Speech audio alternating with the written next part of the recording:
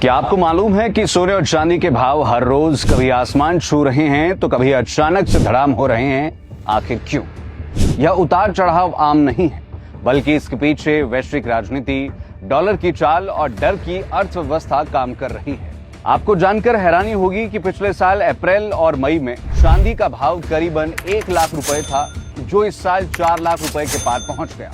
वहीं सोने के दामों में भी लगभग 2 गुना उछाल देखने को मिला है।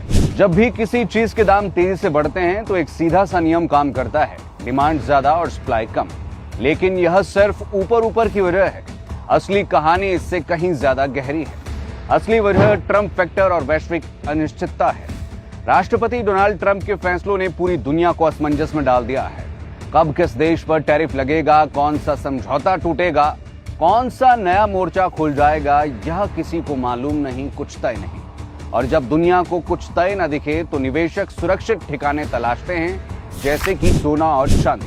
रूस यूक्रेन युद्ध के बाद जब रूस का सोना जब्त किया गया तो यह बाकी के देशों के लिए खतरे की घंटी बन गया। इसके बाद कई देशों ने लंदन और विदेशी बैंकों से अपना सोना वापस मंगवाया, खुद के देश में भंडारण शुरू किया। नतीजा, सोने की मांग बढ़ी और दाम चढ़ते चले गए। एक समय था जब दुनिया का 70% कारोबार डॉलर में होता था। अब यह घटकर 50% पर आ गया है, क्योंकि जापान का येन मजबूत हो रहा है, चीन युआन को आगे बढ़ा रहा है और ब्रिक्स देश अपनी अलग करेंसी की बात कर रहे हैं। जब करेंसी, शेयर और बॉन्ड्स पर भरोसा डगमगाने लगता है तो लोग दशकों से भरोसेमंद सोने चांदी की तरफ लौटते हैं, जिससे कि अल्टीमेटली कीमतें बढ़ती है। इसके साथ ही अगर ईरान पर हमला होता है या तेल की सप्लाई बाधित होती है तो कच्चा तेल महंगा होगा, उत्पादन और परिवहन लागत बढ़ेगी, इससे महंगाई तेज होगी और जब महंगाई बढ़ती है तो सोना चांदी निवेशकों का कवच बन जाते हैं। डिमांड बढ़ जाती है और रेट आसमान छूने लगते हैं। सोने के साथ साथ चांदी की कीमतें इसलिए भी भाग रही है क्योंकि इलेक्ट्रिक वाहन, सोलर पैनल, इलेक्ट्रॉनिक्स और हाईटेक गैजेट्स, इन सब में अब चांदी का इस्तेमाल लगातार बढ़ रहा है। यानी चांदी अब सिर्फ निवेश नहीं, इंडस्ट्रियल मेटल भी बन चुका है। अब बड़ा सवाल यह है कि क्या दाम ऐसे ही बढ़ते रहेंगे? विशेषज्ञों की माने तो अगले साल तक यह तेजी बनी रह सकती है, क्योंकि वैश्विक हालात अभी स्थिर होते नहीं दिख रहे।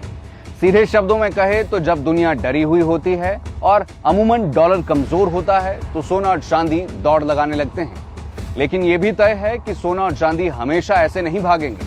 बीच बीच में तेज गिरावट भी आएगी, फिर दोनों अपनी सामान्य रफ्तार से बढ़ेंगे। हालांकि इलेक्ट्रिक वाहनों और तकनीक की वजह से चांदी की तेजी आगे भी सोने से ज्यादा रह सकती है। पिछले 2-3 दिनों में बाजार ने सबको चौंका दिया है। सोना 1,93,096 रुपए प्रति 10 ग्राम तक पहुंचा। चांदी 4,20,048 रुपए प्रति किलो के ऑल टाइम हाई पर गया। लेकिन हुआ क्या? सोना एक ही दिन में 33,113 रुपए टूट गया।